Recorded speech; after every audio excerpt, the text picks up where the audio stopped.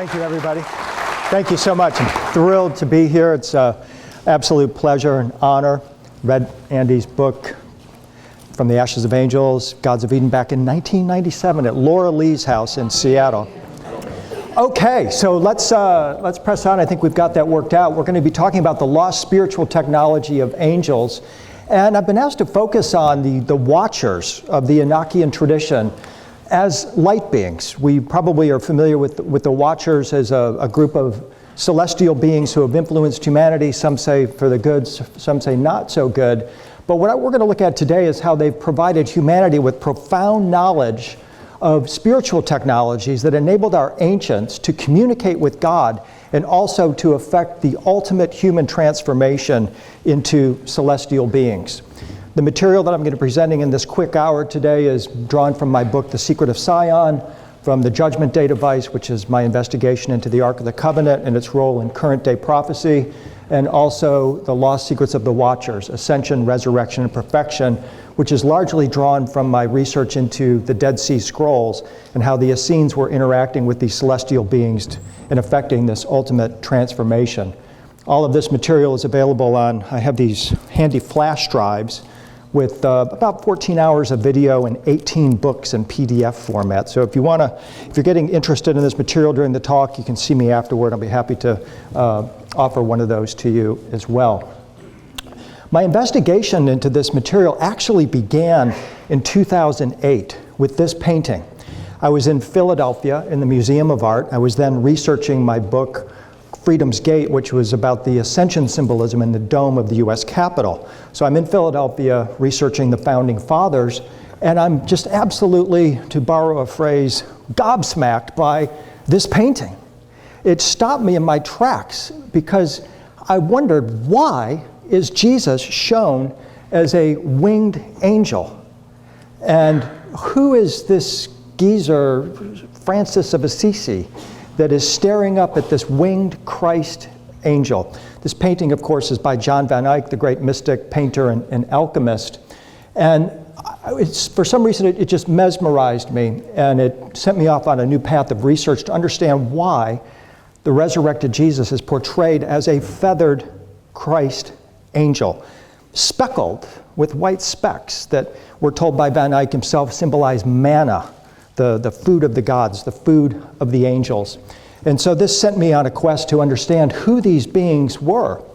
And it turns out that one of the most profound ascension appearances of Jesus took place in the 13th century in Italy, when he manifested before Francis of Assisi, one of the great esoteric researchers of all time, and who now is considered to be the second Christ as a result of his encounter with Jesus as a seraphim, the highest order of angels. They're called the winged serpents. Quetzalcoatl? Yes.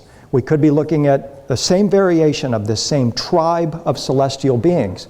And during this encounter, Francis has beamed to him the wounds of the stigmata, the 5 wounds of the crucifixion.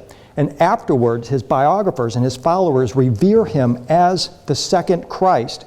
And in art throughout Renaissance Italy, we see these incredible depictions of Jesus as a seraph manifesting to Francis. This is Giotto's take on it. We see various other depictions throughout the museums around the world. This one's from Harvard. We see Jesus as this winged angel with the red wings in particular, because the seraphim, we are told, burn with the love of the Creator, hence their red wings. And the Catholic Church always warned that if you got too close to one of these celestial beings, you could be incinerated.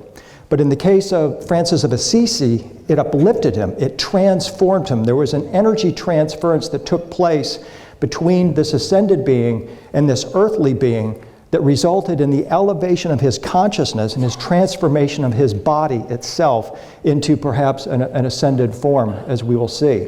This one happens to be in the National Gallery here in London. It's by Sacetta. And you see Christ as a resurrected being, as an ascended being, portrayed as a winged angel, or by definition, a winged serpent or a seraph. Again, prompting us to think of Quetzalcoatl following on Hugh's presentation. After this experience, Francis, according to tradition, ascends. He then journeys into the celestial realms where now he takes his place at the throne of God, and he dwells as the second Christ amidst the red-winged seraphs, who are the guardians of the throne of Christ. Wherever that place is, as an interdimensional location, or perhaps a spot in our own Milky Way galaxy, perhaps the galactic center, as the Mormons believe. Either way, Francis has now elevated himself and dwells among these celestial beings. The seraphim appear throughout the art, beginning even before the Renaissance, but especially in the Renaissance, portrayed as these feathered serpents, most often, this is how we identify them, with these spiral or vortex-shaped bodies. What these artists were trying to convey is this idea that these are otherworldly beings, celestial beings, that can be perceived by human eyes, but they are apparently very high vibrational beings, very fast-moving beings that ordinarily are not perceived by the human eye. So the artist would always key on this idea that they're humanoid and that they have these whirling or twirling, spinning bodies, vortex-shaped bodies. This is in San Marco in Venice, where we see the throne of Christ in the center. He's surrounded by the seraphim angels, again, because they're the guardians of the throne. And we see Jesus enfolded within this gate filled with stars, hinting at the possibility that they're trying to convey some idea of travel to another dimension, or perhaps he's in some form of a gateway, or perhaps a portal. These were huge ideas during the Renaissance. Pico della Mirandola said the highest human aspiration was to become a seraph and to uncover the secrets of the seraphim themselves, inferring that the foundational idea of the Renaissance was that they had recovered, via the Corpus Hermeticum and other ancient texts, a method, an alchemy of human transformation or transmutation into a higher form that was originally delivered to humanity by the seraphim, who were also, of course, known as the Watcher angels. I was in the Nubian Museum in Aswan a few years ago and stopped in my tracks by this 4th or 10th century, they're not sure which, but it's either 4th or 10th century image of Jesus as a seraph. So Francis's encounter with Jesus as a seraph was by no means isolated. There was a belief that Jesus himself in his resurrected form had taken on the celestial form of these angelic beings. And so here in the detail, we see him clearly portrayed with the 6 wings that identifies him as a seraph or a winged serpent. And what's fascinating is that during the time that Francis is having his encounter, we have all these tales throughout America of the Pale One, who manifested to the Native American tribes in a very similar form. And it makes me wonder if perhaps this was part of a visitation, if you will, that was taking place during the 13th century, not just in Italy, but also in America. Again, the natives are chronicling this throughout North America. But it's the Essenes who are the primary drivers of our research today into the Watchers and the Seraphim. They are the ones who took Enoch out of the Old Testament. Remember, in the Old Testament, we're told Enoch walked with God, inferring that as a living being, he somehow transcended the earthly human condition and ascended into the heavens. The Old Testament leaves it at that. The Essenes pick him up and make a superhero out of him and begin to tell this story about how Enoch was taken into the heavens by the archangel Michael, one of the seraphim, anointed with an oil which dissolved Enoch's body into light so that he was a glorious being just like the other seraphim angels. After this experience, Enoch is given a new name, Metatron, and membership among the seraphim angels. In fact, he becomes the guide for all humans who are on this path of ascension.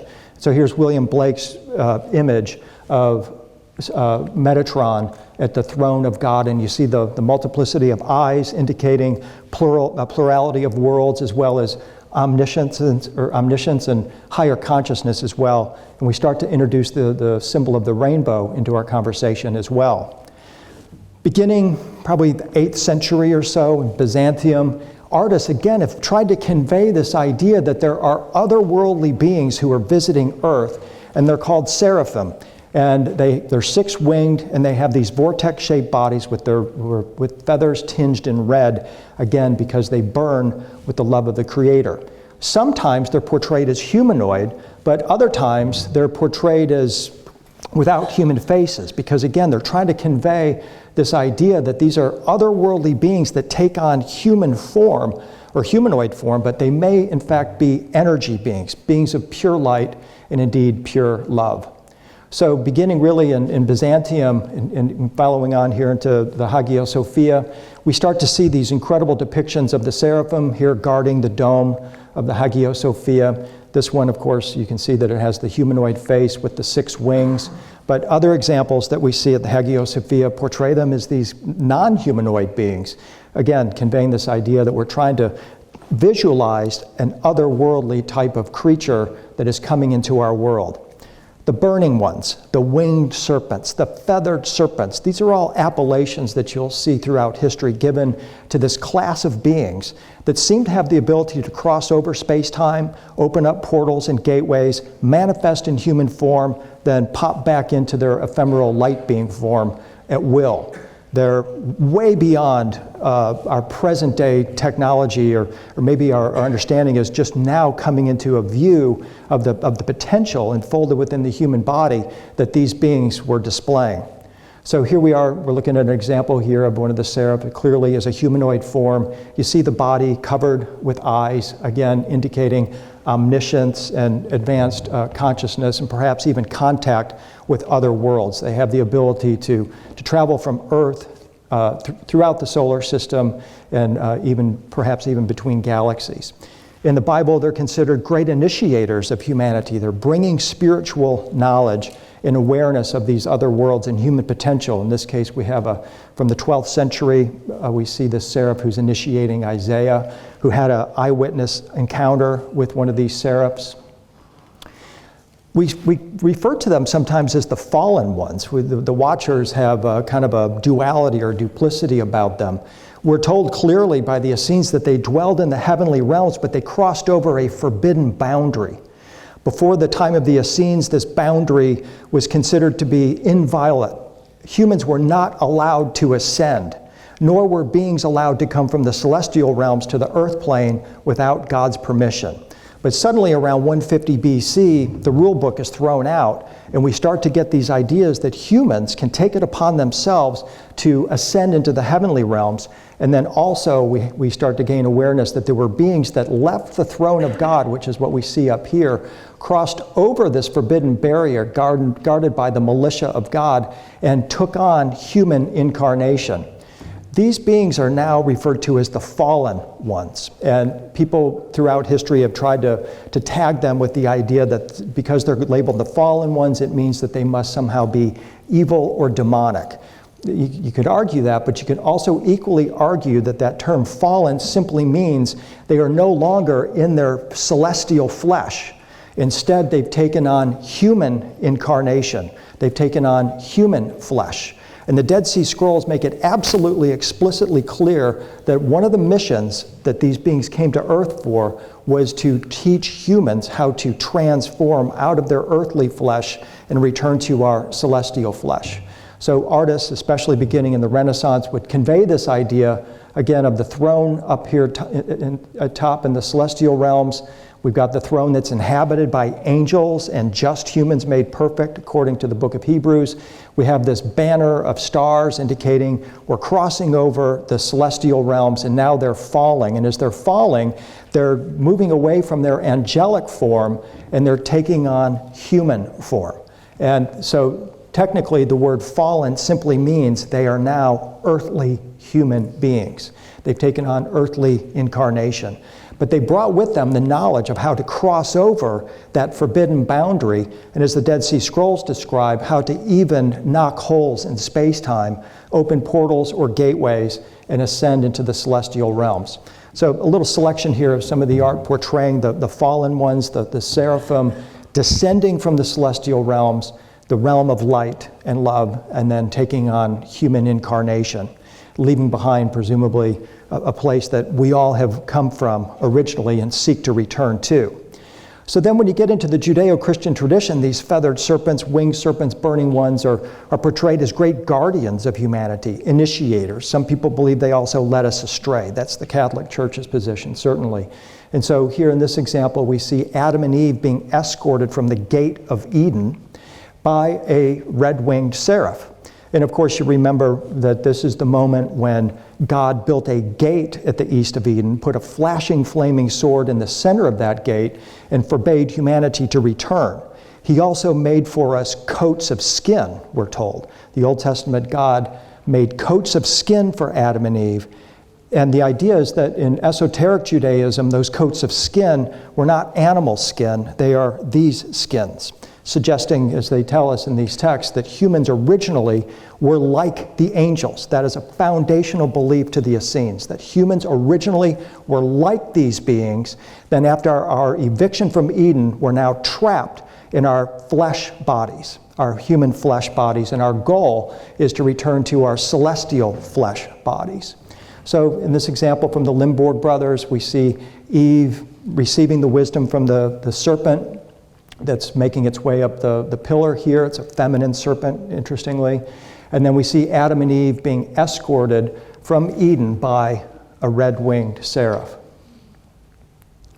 Again, suggesting that they are not only our initiators, but had something perhaps to do with the fall. This example is from Salisbury. Many of you have probably been there and seen this. It's a fantastic example from the 18th century where we see the seraph in its golden feathered cloak or cape initiating Isaiah. This example was very intriguing to me in particular because it reminded me so much of what we see of the way Ptah is portrayed in ancient Egypt. Ptah is the creator god. He fashioned the human body according to the ancient Egyptians. He was also the god of technology, if you will. He holds in his hand a resurrection stick that can open the gates of heaven. And so I wonder, just apart from the visual similarity, is there a possibility that somehow Ptah could play into this scenario? And I think there is, and we'll see how that works here in just a moment. But in the Harris Papyrus, for example, in the British Museum, you see Ptah with his feathered cloak, his many-colored feathered cloak. He's got rainbow rings around his chest. He wears his skull cap of enlightenment, and he holds the resurrection stick that opens the gates of heaven and the realm or field or dimension of the blessed. These are very key symbols for us as we continue in our conversation because it establishes that going back to at least 1500 BC, perhaps longer, there was knowledge of esoteric technology that was brought to earth by the gods, by the angels, especially this garment of many colors and the resurrection stick and this helmet of salvation, as it's called. These might be actual technologies, and it's possible that they are, but they're also symbols of psycho-spiritual attributes within us. And this is what we see the ancient Egyptians obsessed with, is how to activate the latent capabilities of our consciousness, to open up expand our brain capacity, to expand the abilities of the human body, and ultimately to wear the cloak or garment of light, the garment of many colors, just like the gods wore. So very key symbolism for us. And we see this symbolism appearing in the imagery of the seraphim. This is an Annunciation scene where we see the Archangel Gabriel, one of the seraphim, manifesting to Mary, the Virgin Mary. Gabriel has the resurrection stick in his hand. He wears the garment of many colors. And he also wears a jeweled diadem that indicates his expanded or open crown chakra. And here, Gabriel, of course, is coming before Mary to tell her that she is going to be the Theotokos, or the bearer of the divine Christ child. It's interesting here that Roger van der Weyden puts a red-winged seraph on the cloak of Gabriel to reinforce this idea that this is one of the winged serpents that is manifested before Mary and has come to earth in order to take part in what we would today describe as some sort of a genetics alteration, just like Ptah is credited with in ancient Egypt. So very interesting correspondence there between Gabriel and Ptah in terms of the symbolism. This is Bartel Bruin's take on the same scenario, where Gabriel is wearing this many-colored garment, this feathered cloak, holds the resurrection stick, which is actually a caduceus, which is in fact the symbol of the seraphim, of the winged serpents.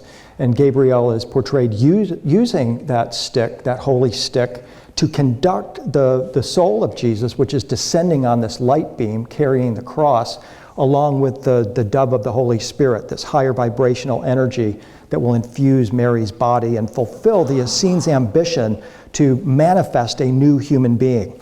The Essenes, again, were they who primarily developed the idea of the Seraphim as our benefactors, and they also developed the belief that the human body can be transformed or turned into a vessel capable of holding a higher dimensional spiritual energy and thereby introduce a new version of humanity that is closer to the angels. And so that's actually what's going on in these scenes here. Again, Gabriel with the resurrection stick, the serpent rouge, and conducting the dove of the Holy Spirit, the higher vibrational energy, into the body of Mary. She is prepared for this experience just like many other of the Essene women were, and this is a mental, physical, spiritual, and emotional transformation that she's undergone preparatory to receiving this light or vibration. The Seraphim, of course, are the angels, the watcher angels that were present on Easter morning. They are the men in white who were in the tomb of resurrection on Easter. And we're told in various accounts, for example here, coming from the Gospel of Luke, that an angel of the Lord came down from heaven at this moment. In another example, we're told that this being that manifested had an appearance like lightning and clothes as white as snow, and brought a message to the female disciples who were present at that moment not to be afraid. That is one of the prime messages of the watcher angels and the seraphim, to rise, to elevate ourselves, and to not be afraid. But this takes us into a really important direction in terms of our conversation about the seraphim, these watcher angels, because we start to learn that they are lightning-like. Lightning, of course, is plasma, and that's what our sun is made of. So when the ancients are telling us that they're light beings, we now understand that they are actually plasma beings. In fact, in the Jewish mystical book, the Hekalat Zutardi, we learned that their walking is like the appearance of lightning, a lightning bolt, plasma. A vision of them is like a vision of a rainbow.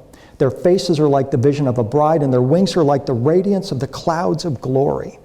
So these beings are lightning-like, they're rainbow-hued, perhaps, and they're radiant, meaning they're luminous, and they're glorious beings, meaning they glow rays. So we're going to put this cheesy plasma ball on here, and it's going to tip our imagination to recognize that what these ancient artists are trying to convey with these feathers is not necessarily that they're wearing feathered cloaks, but their bodies are feather-like, because they're luminous, plasma-like beings that can take on physical incarnation that reminds these artists of what we think of as bird feathers. So in my opinion, we're clearly describing energetic beings, plasma beings, lightning-like beings that take on this physical human resemblance. The Dead Sea Scrolls, the Essenes tell us that these holy angels, the holy angels of the Lord as they call them, come and go from the celestial realms to the earth realm through these whirling wheels, these red-winged wheels called Ophanim. And when they manifest between these whirling wheels, they're like a fiery vision of most holy spirits, and around them stream rivulets of molten fire, again suggesting plasma, like incandescent bronze, a radiance of many brilliant colors of exquisite hues gloriously mingled. So this is a human who's having a physical encounter with one of these beings and trying to describe them as lightning-like beings, but also giving off many colored hues. And this is, I think, going to take us to the idea of where this many-colored garment idea came from. These beings are radiating rainbow-colored light, is what we surmise from these eyewitness descriptions. Around them stream rivulets of molten fire like incandescent bronze, a radiance of many brilliant colors of exquisite hues, gloriously mingled.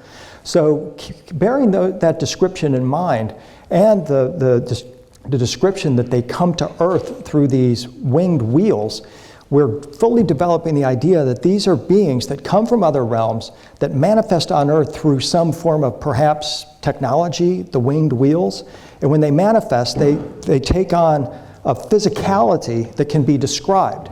And in Jewish mysticism, the best I can tell you is that the complete physical characteristics of these watcher beings includes a humanoid body, a serpentine face, a many-colored garment, They rise up in the air like whirlwinds. They're luminous or radiant. They have feathered cloaks or capes, many eyes, and they can fluidly morph or change form and shapeshift. All of the references behind these descriptions are mostly from the Dead Sea Scrolls, and they're in my books. We don't have time to get into it today, but trust me, this is what they say about these beings. And finally, around them stream these rivulets of molten fire, a radiance of many brilliant colors of exquisite hues gloriously mingled.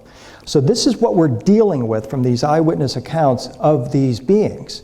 And the thing about it is that when we get into this, we start to realize that this is a class of beings that are described not just in Judeo-Christian tradition or by the Essenes, and here's my cheesy rainbow I'm putting over them to tip the idea that they're rainbow-like beings, but we also find them in other traditions as well.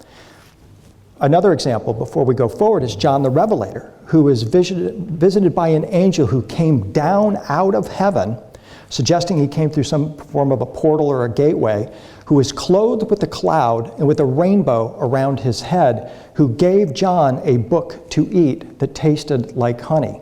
So this is clearly one of these seraphim beings, these watcher angels that have manifested. And according to the Essenes in the Dead Sea Scrolls, this book contained a teaching that they referred to in the Dead Sea Scrolls as the perfect way, the perfection of holiness, perfect holiness, or walking in the way of perfection. And it was given to the Essenes by these otherworldly beings who they said in the scrolls were living with them at Qumran and Mount Carmel and other Essene outposts. And they referred to them as the heavenly holy ones, the sons of heaven, holy angels of the Lord, or the perfect ones.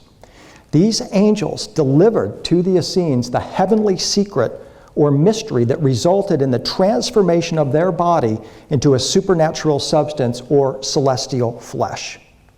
And this is one reason I believe why the traditional church has demonized these beings, because you can't have a multitude of humans out there turning themselves from earthly flesh into celestial flesh. They're unmanageable and they don't pay taxes. So we got to control them. The Essenes sought this bodily and spiritual perfection in order to transform the earth into a place of light and love, but also to cross over the boundary between earth and heaven. The Bible even says that flesh and blood cannot inherit the kingdom of heaven, suggesting a transformation is required preparatory to doing this. And this is what the Essenes said these beings came to teach them, is how to cross that boundary and enter and dwell in a celestial city, the New Jerusalem or Sion, that they suggested is hovering above the earth. And then they would dwell with these angels in the perfect light for all eternity. Now, the thing about this is that when you go to Tibet, you learn of what's called the Great Perfection tradition. And in this tradition, the Tibetans teach that the human body was designed to be transformed into a being of light.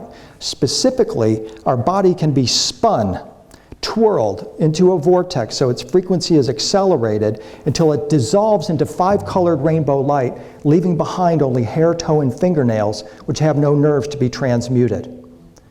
That's the Tibetan Great Perfection tradition. And how many times in the past 3 minutes have I said the word perfect relative to the Essenes and this description that they were trying to attain a perfect body?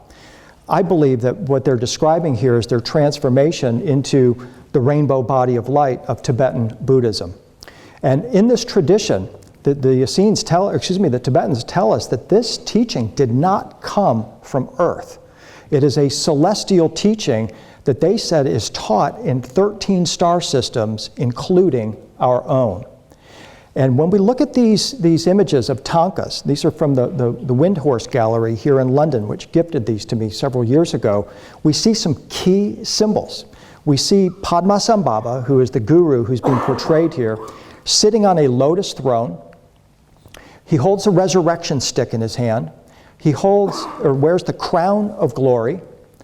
He holds in his hand the Vajra, which is a thunderbolt, which the Tibetans teach is the key of life. The key of life to the Tibetans, which is compassion in action.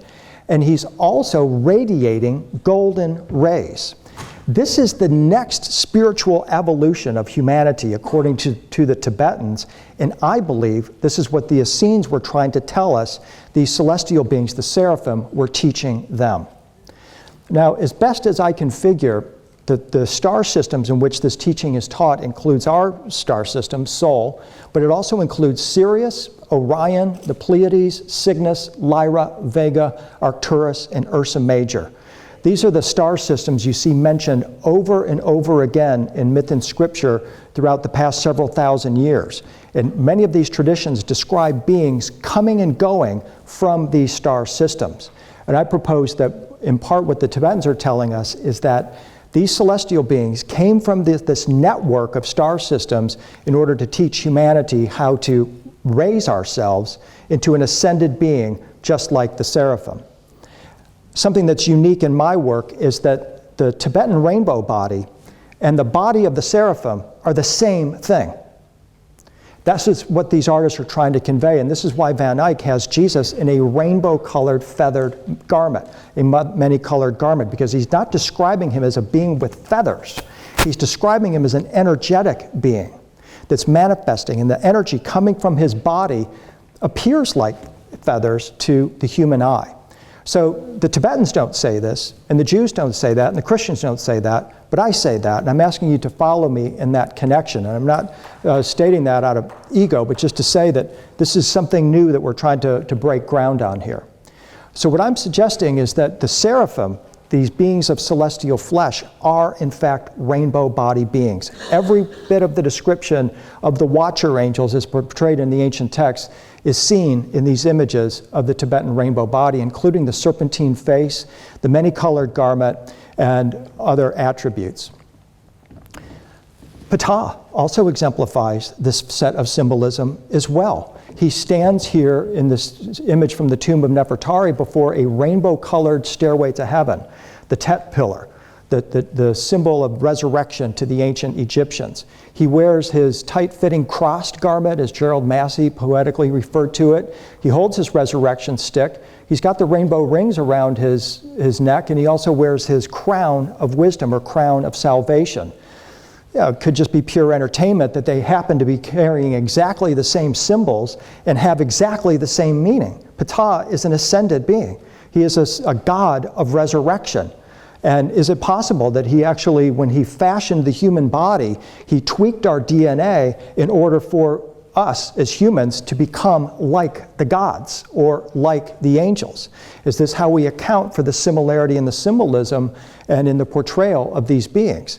Ptah, of course, we know is connected with the star system Sirius, which is one of the star systems we talked about a moment ago as part of the network of these ancient star systems that have this, where this teaching is taught. We can go to Osiris on his feathered ascension throne, wearing his, again, the crossed garment, the bright white garment of light. And by the way, what happens when you spin all the colors of the rainbow together? They form white, right? And so maybe this is another reason why Osiris wears this bright white garment. He's also got the rainbow necklace, and look at his Atef crown, the symbolism of the crown. Isn't it interesting, to say the least, that it matches very closely the energetic pattern of what we see in the Tibetan tankas of the rainbow body beings? Is Osiris, in his resurrection, a rainbow body being? We can't answer that definitively, but we can follow that trail and see that perhaps the ancient Egyptians, in their descriptions in the pyramid texts and elsewhere, are describing human transformation into lightning-like celestial beings.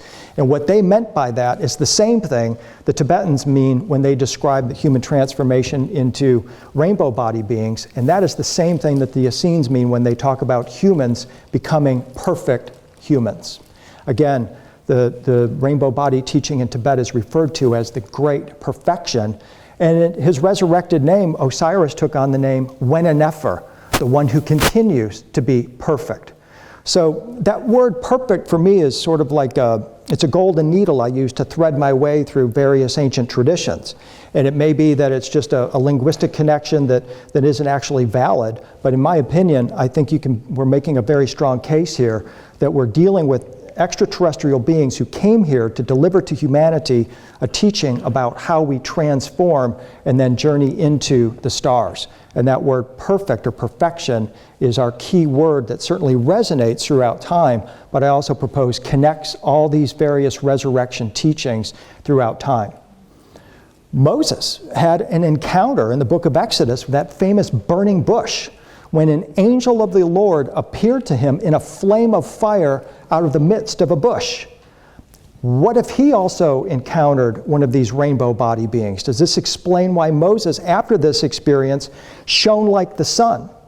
Is it possible that Moses learned how to effect this transformation and began to demonstrate to the Israelites how humans can turn into the shining ones, literally beings of light and love, just like the seraphim and the rainbow body beings? To me, the most important part of my research in connecting these various traditions, the Judeo-Christian, the Tibetan, the Egyptian, and others, has to do with this description in the New Testament. The New Testament says that the Watchers are the angels which kept not their first estate, but left their original habitation in the celestial realms at God's throne, and are now being bound by everlasting chains of darkness, awaiting the great day of judgment. Now, what's important here is that this Greek word that's translated first estate is okiterion, which according to Strong's Bible Dictionary speaks to a dwelling place or a habitation of the body as a dwelling place for the spirit. It's an abode for the soul. And the fact is that that word, okiteron, is used only one other time in the New Testament. It not only describes the original body of the seraphim angels, the angels of the Lord, but specifically that word is used in one other place in 2 Corinthians to refer to the resurrection body or eternal spiritual light body of Christ. What that means is that the resurrection body of Christ and the body of the seraphim are the same thing. That when the angels, the celestial beings, the seraphim, lived in heaven, they have the exact same body that Christ attained in his resurrection. And that was the whole mission of why these seraphim came to dwell with the Essenes, was to teach humanity how to become seraphim-like. So in Christian art, when you see the resurrection of Christ taking place, you see him bursting out of the tomb in a radiant orb of light, surrounded very often by seraphim, by the winged serpents, because he is attaining the same celestial flesh that they possessed. And so in example after example in Christian art, we will see the resurrection where they are trying to convey this idea that he is no longer in his earthly flesh, but he is in some sort of an energetic light body. And now we know that that light body is the same as the body of the seraphim. And this to me is a mission accomplished for them. They came and they taught at least one human how to effect this transformation. And in Christian art, when you see the resurrected Jesus, he is very often in a body surrounded by rainbow-colored light, a multi-hued body. This is the many-colored garment that we've been trying to attain for so long. And even in the Gnostic Gospel of Philip, we are told we must become perfect before leaving this world. Now, in this case, perfect can mean become whole, holy, complete, or compassionate. But if we follow my path, then what it's saying is that we must attain our rainbow body of light before leaving this world. In order to leave the third rock from the sun, according to the Dalai Lama, who understands this tradition and teaches it, we have to transform our body into celestial flesh that matches that of the seraphim angels, of the Watchers. And this is the spiritual technology I'm referring to that they brought to earth. And if I'm correct in some of my assessments here, going back to ancient Egypt with Ptah, he came here from Sirius to tweak human DNA so that we can effect this transformation or this perfection of our body. And the Essenes are examples. The resurrection of Jesus is an example. And what they're all trying to convey is that within us, this isn't something we go get. This is something that is already within us. It's something we reveal. We all have within us this glorious, many-colored garment of light that is covered up by our human skin. And this is a return to our original form. And in fact, Christian prophecy says that at the time of the judgment day, whenever that is, we will be changed by a sound wave. A last trump or trumpet will sound, and the dead, us, will be raised imperishable, and we shall be changed. We shall be, in fact, exactly like the resurrected Christ. But if you don't like to follow the Christian tradition, then what they're saying is that we will be exactly like the angels, the Seraphim, the Watchers, and we will also be just like Padmasambhava and other Tibetans who have attained the rainbow body of light. That is our goal right there, according to all of these spiritual traditions. Here's Hans Memling's take on this of John the Revelator, seeing the rainbow bridge open. We see him peering into the celestial Sion. It's inhabited by various figures here who are all playing musical instruments, which makes me very happy because I get to take my guitars with me, hopefully. And we see Jesus on the rainbow throne, holding in his hand the resurrection stick, the ascension crown, and other accoutrements, including the breastplate of righteousness. I don't think it's any coincidence that he holds all of these particular symbols, because as we have tracked, this comes from Tibet. But originally it didn't come from Tibet. It might have originated with Ptah in Egypt. If you don't like that, then let's just leave the planet and let's go find another star system where they're teaching exactly the same thing. But the point is, over a period of at least 3,000 years, we see this idea being conveyed that humans can transform into celestial beings, and there appears to be some form of spiritual technology involved that is symbolized by a resurrection stick, a crown, a breastplate of righteousness, and other tools or implements as well. But again, the point is that this is exactly what we see demonstrated in Christian art, is this belief that we all can transform into these celestial beings. And I realize I've shown a lot of examples of males. Here's a female, this is Mary, wearing her many-colored cloak or garment. And in Hans Memling's depiction, she's got the star on her robe, indicating the star cloak, and she wears the plasma crown, indicating that she too has attained this elevated state of consciousness as a plasma being, as a star being. So what I'm saying to you is that the seraphim, the body of the seraphim, the body of the rainbow body beings, and the resurrection body of Jesus are the exact same thing. And this is a universal, perhaps, teaching, certainly isolated to the 13 local star systems, but I believe it would continue out into the cosmos if truth be told. Let's visit the Temple of Hathor at Dendera. Many of you have probably been there? Yeah. So you go to the Temple of Hathor, the Temple of Love and Joy, built by the Ptolemies around 300 BC, brand new at the time of Jesus and Mary Magdalene.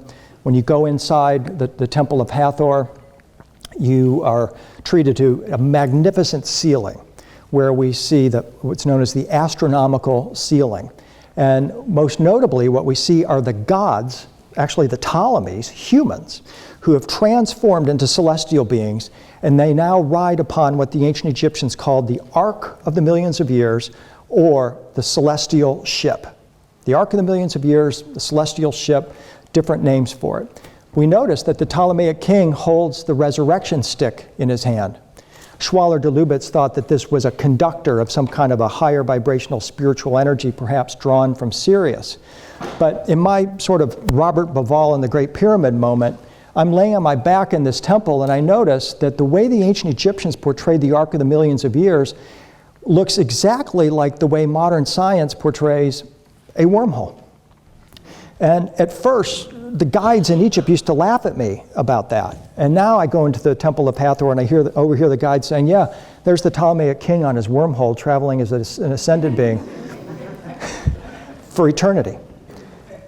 And I believe that it's not a coincidence, once again, that perhaps what the ancient Egyptians are conveying, that this is a transformed human who is traveling the stars. And what they call the Ark of the Millions of Years, we today call a wormhole. And what they are fundamentally describing here is this transformation of how we become these celestial beings. We know, of course, the ancient Egyptians tell us that as the god of technology, it was Ptah who crafted not only the human body, but he also crafted, pun intended, the craft of the gods, the ship of eternity. So when I put those pieces together, it sounds like, to me, like he, again, did something, tweaked our DNA to make it a more conducive vehicle to ride the wormholes of heaven, to actually sit on the ascension throne, the feathered ascension throne, which is what we see here, to hold the key of life, to hold the resurrection stick, to wear the crown of salvation, and to travel the stars as a celestial being. This is the kit of resurrection symbols portrayed, once again, by the Egyptians. Now, you're probably sitting in your seat and you've already realized that this crown, the feathered ascension throne, the lotus craft, the resurrection stick, and the key of life is exactly what we saw in an earlier depiction of Padmasambhava. It's the exact same symbolism with the same concept. A human is transformed into a celestial being and now sits on the lotus throne, holds the resurrection stick, wears the crown of glory, holds the vajra or key of life, and radiates golden rays or rivulets of gold as they were described by the Jews. And now we have him even enfolded within a gateway, because the belief is that once we open our rainbow body, we're then able to open gateways into these other star systems. So what I've done is to say, I believe that the Ptolemaic king at Dendera and Padmasambhava are interchangeable symbolically. They're both telling exactly the same story. And they're probably both drawing from the original celestial sources, whether it's Ptah from Sirius or somebody from Cygnus or some other star realm. They're coming here and implanting into human consciousness these ideas. And this is what I pursue when we're in Egypt, and certainly would invite you to join us on one of these expeditions into the Stargate symbolism of the ancients. This is a favorite image from Tibet of the rainbow body. I call him the celestial dancer because he's enfolded within this spinning rainbow ring of energy. As we get closer, we see he's got his garment of light on. And this is another way that the Tibetans would portray these rainbow body beings, this kind of blur of energy. They're humanoid, but what we're trying to describe here are otherworldly beings coming into our world or perhaps even our dimension. I was on a cruise ship in Luxor one night and watched a mystic Islamic dance, a whirling dervish dance. And the dancer starts out spinning in place. And before I know it, he's got what's called a Merkaba vehicle spinning around his body. And the idea is that he's trying to connect himself or tell the story of the connection between heaven and earth. And I'm looking at that going, that looks like a UFO. This looks like the story of Elijah, who ascended into the heavens in a whirlwind, or Enoch, who ascended, or any of the other figures who ascended into the heavens. He's clearly transforming his body into something else. And then he started spinning his second skirt. And the cracking sound on the floor was my jaw shattering, because here's this dancer in this 800-year-old mystic Islamic dance turning his body into the shape of a wormhole. So I, of course, called this the Wormhole Dance. And right away recognized that this is conveying this idea of human transformation into a being capable of opening a portal or a gateway. So does an 800-year-old mystic Islamic dance encode the ultimate secrets of modern physics? I believe that it does. And by studying this ancient art, we learn about the ultimate capability of human DNA and what is enfolded within all of us. At the end of his dance, he collapses his second skirt into a bundle, and his assistant brings him a linen shroud, which he wraps the bundle with and then feeds it milk. The idea here is what? How did you get here? Before you took on one of these things, where were you in the cosmos? And after you leave here, where are you going? We have health plans, career plans, we have pension plans. What's your ascension plan? Right? Where are we going to go after this, and how are we going to get there? This is what these ancients are trying to answer. And it also says to me that as we embrace this idea of this expansive cosmos, it opens our consciousness and will lead to the birth of a new human who is less concerned about earthly affairs and more interested in how we connect ourselves with the cosmos, which is what all these ancient sites we study are about, right? How do we make this connection between the earthly and the heavenly, whether it's the Olmec, Stonehenge, the pyramids, wherever. That is the fundamental question enfolded or encoded within all of those ancient monuments. But the basic idea here is that our human body can be spun or accelerated into a vortex, or a flying saucer of energy that ultimately manifests as 5-colored rainbow light. Even the colors are the same. And these are traditional colors that this mystic Islamic dancer is displaying here. Even the colors are the same.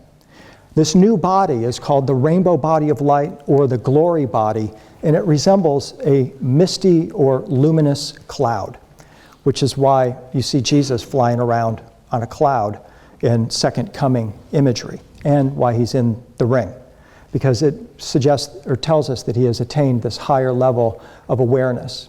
So I connect the Tibetan Lama in the rainbow ring with Jesus, and also the ancient Sumerian depictions of the Anunnaki in their winged rings. Those are probably not hardware flying saucers, although they could be. More than likely, we are dealing with higher consciousness beings who have manifested a more vibrant or light body. And as I discussed in my book, The Judgment Day Device, these beings, the Seraphim, are type 3 or type 4 beings on the Kardashev scale. They have the ability to travel throughout the galaxy. They can open gateways, portals, they can manifest human bodies, they can do all kinds of incredible things.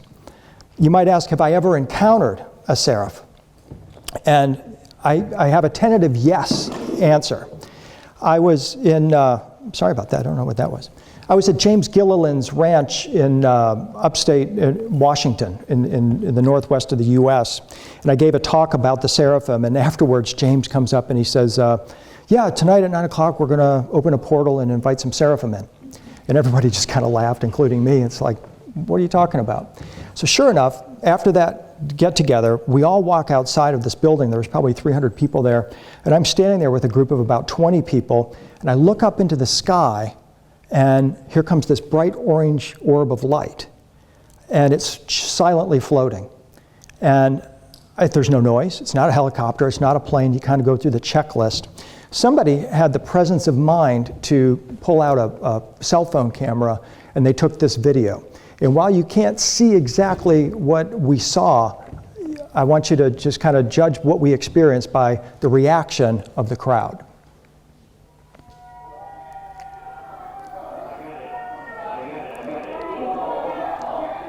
There it is right there.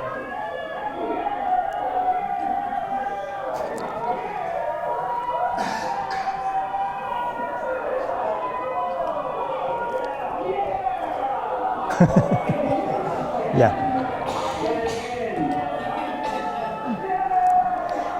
You get the idea. Pure joy, exuberance. But closer to home, let's go to Hatfield House. And let's look at one of the most famous portraits in British history, the rainbow portrait of Queen Elizabeth I. Why, of all things, did Dr. John Dee choose this symbolism to portray Elizabeth? Why is she covered with eyes? Why does she have a feathered serpent on her arm? Why does she hold a rainbow? The reason is, in my opinion, is because she is being portrayed not as just the fairy queen, Gloriana, and the belief was, of course, that Elizabeth was a star child who took on human incarnation, but because John Dee wanted you to believe that Elizabeth was, in fact, a seraph. Now, whether you believe that or not, it's up to you. But the fact of the matter is that symbolism is there, and John Dee said that this image, this painting, was an icon that was meant to draw down spiritual power to ensure the prosperity of Great Britain during her reign and thereafter. So isn't it interesting that this body of symbolism should appear in this really powerful and important painting? Moses, as I said earlier, had an encounter with what I believe is a seraphim twice. Not just the burning bush, but he also lifted the serpent of healing in the wilderness. It's called the Nehushtan. That is the logo of the seraphim. And what happened in this episode is that Moses lifts the serpent, the Nehushtan, and by virtue of doing so, I propose a seraph actually manifested to the Israelites as a rainbow body being. Jesus directly referred to that incident when he talked about the secret of eternal life, when he said, as Moses lifted up the serpent in the wilderness, even so must the Son of Man be lifted up, that whoever believeth in him should not perish, but will have eternal life. I think Jesus is referring to the spiritual technology of the Seraphim and telling us that if we want to attain our light body and eternal life, to learn the symbolism of the Nehushtan. And this is exactly what we see once again at Dendera, where we see a being lifting up a tube that is curiously similar to, if not identical to, what we today call a plasma tube. And we see that there is a serpent that is within this tube. So, symbolically speaking, what we're looking at here is someone lifting or holding a serpent. By definition, in Israelite symbolism, that is a Nehushtan that is being lifted up in the crypt at Dendera. And it could well be that it's, in fact, a plasma being that's holding it. But another image that we want to draw our attention to comes from Abydos in Egypt, where we see the same serpent lifted up now on this pillar. When we take this imagery here, and you can see that this serpent lifted on a pole is identical to this serpent on a pole, when we connect these images, we're led to a very, very provocative place. This right here is part of the hieroglyph for the head of Osiris, the Egyptian god of resurrection. It's actually the Egyptian symbol for the hope for the afterlife. And when you assemble all of these symbols here, you get this complete device, which is in the Osiris chapel at Abydos. It's referred to as the ladder or stairway to heaven. And again, it's the symbol of Osiris. It's the head of Osiris, and it looks to a modern eye like it's quite mechanical looking, like this is some kind of machine, perhaps. Some of you are probably looking at this right now and saying that the base or platform that this thing sits on, that this pillar, the head of Osiris, sits on, bears a striking resemblance to what we think of as the Ark of the Covenant. And I think you would be very correct in that assessment. It was, of course, the Ark of the Covenant was the device, sign, seal, or symbol upon which the Israelite God Yahweh manifested as a luminous humanoid figure with a rainbow aura. You see where I'm going with this? That perhaps what we're talking about here with the Ark of the Covenant and with the Osiris device, as I referred to it, is the technology of the Seraphim, which is why they're portrayed guarding the Ark of the Covenant. It's their device. It is their sign, seal, symbol, tool, or appliance that is used ultimately, I believe, and propose to transform the human body into another form. And so when we go to Egypt, what we're actually seeing here with the Osiris device, which again I'm suggesting was brought here or belonged to the Seraphim, is actually the fully constructed Ark of the Covenant. When you compare these two images, you see that the two tablets of the law are the two ostrich feathers or tablets on top of the Ark. The rod of Aaron, whose name means enlightenment, is this rod right here. And the Ark platform is obviously the same, or the Ark box is obviously the same as this platform upon which the head of Osiris is screwed in. So I believe and propose that what we see here is actually a spiritual technology brought to earth by the Seraphim that the Egyptians knew of as the head of Osiris, or the ultimate symbol for the hope for the afterlife. So here we see a traditional image of Israelites carrying the Ark of the Covenant, the feathered ark, and we see it beside the fully assembled Osiris device here. But in fact, what we're looking at here is not the Osiris device from Abydos. It's the same symbolism, but what we're looking at here with this feathered platform, this garment of light, this book, and this cross attached to it is known to Christianity as the Edemetia, or the throne of Christ. This is the sign, symbol, or seal of the resurrected Christ. And it's exactly the same thing as the head of Osiris, symbolically speaking.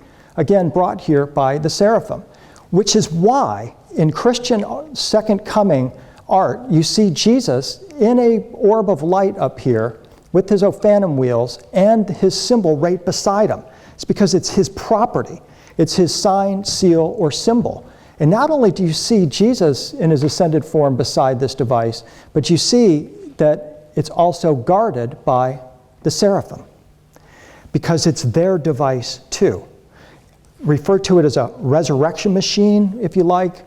There's lots of different ways we can go with this. We've only got a couple minutes left, and I just wanted to leave you with this parting thought. that this is the sign or symbol or spiritual technology of the Seraphim brought from another world that manifested in ancient Egypt. It manifests in Christianity as the symbol for Jesus, the resurrected Jesus, and ultimately it all tells us the same story. These angels, who are here again beside the fully assembled Ark of the Covenant, are the Seraphim. And their spiritual technology is designed to transform humans into rainbow-like beings who can then travel into the cosmos. Now, one parting thought I'm going to leave you with, because some of you are probably going, who cares? I don't believe in Christianity anyway, and a lot of this stuff is just a bunch of garbage, blah, blah, blah. Well, let's finish with a thought here from, we'll just cruise through these images here of the fully assembled Ark of the Covenant and the throne of Christ, actually. And let's finish here with what's happened recently. You might have heard of the WikiLeaks leaks that happened just a few weeks ago. John Podesta, at that time, was Hillary Clinton's chief of staff. He's a major proponent of UFO disclosure and has said publicly that one of his greatest failures when he worked for President Obama was that they did not disclose the existence of aliens and UFOs publicly. There was the WikiLeaks dump that revealed conversations that John Podesta had with Dr. Edgar Mitchell, the sixth man to walk on the moon. And they had conversations about the existence of aliens, alien technology, and space warfare. One missive opens with an urgent request by Dr. Mitchell to discuss zero-point energy, a free energy device, and disclosure. Mitchell claimed that he was working with higher dimensional extraterrestrial beings from a contiguous universe, as he described it, who wished to give humanity a zero-point device that would solve all of our energy problems and presumably, at least according to the belief of Dr. Mitchell, lead to the transformation of humanity into a peaceful race that ultimately then can journey into the stars. That was his hope. Call him crazy, but that was his hope. And he was working at the highest levels of the US government to disclose the existence of these beings and the existence of their technology. What I propose to you is that what Dr. Mitchell was actually describing when he's envisioning what he described extraterrestrial intelligences from a contiguous universe, and he goes on to say that these beings work directly with God and are directly obedient to God. There is only one class of extraterrestrial beings that I know of that are in the human record and have been there for several thousand years. The beings that Dr. Mitchell, and here are some of these WikiLeaks emails that spell this out, the beings that I believe that Dr. Mitchell was trying to get Podesta and the US government to acknowledge the existence of are the Seraphim. They are directly obedient to God, they come from the throne of God, and as we have just demonstrated, they also sought to bring to humankind a device, a spiritual technology about human transformation into celestial beings that could even be a free energy device. So thank you very much for your kind attention. Thank you, Andy, for having me here. It's a pleasure. Brilliant. Thanks. Thank you, everybody.